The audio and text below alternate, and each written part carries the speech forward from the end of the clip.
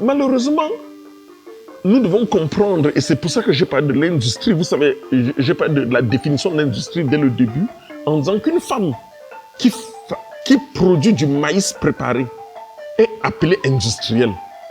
Mais elle ne veut pas accepter qu'elle est industrielle parce que le maïs n'était pas cuit et on l'a cuit et on peut mettre sur la tête et aller vendre.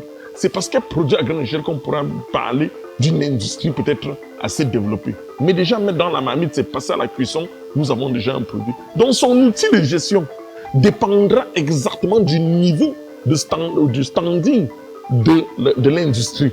Et c'est pour cela qu'il est important pour nos jeunes de pouvoir même utiliser le petit tableur Excel.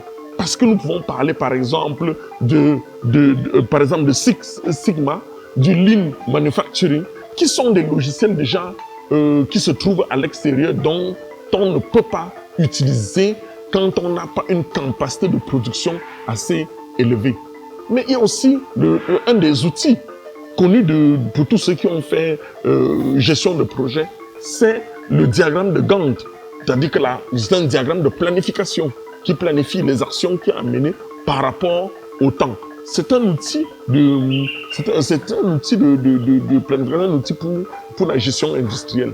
La bonne maîtrise de l'utilisation des tableaux. Malheureusement, vous allez voir certains de nos étudiants, certains de nos jeunes diplômés des masters, incapables de faire le moindre tableau. Donc ce n'est pas à eux qu'il faut aller présenter un logiciel de très grande envergure dont ils ne peuvent même pas comprendre les tenants et les aboutissants. Et moi, je pense que tout ceci concourt à une seule chose, optimiser, produire dans les délais, de bonne qualité, des produits dont ont besoin les consommateurs.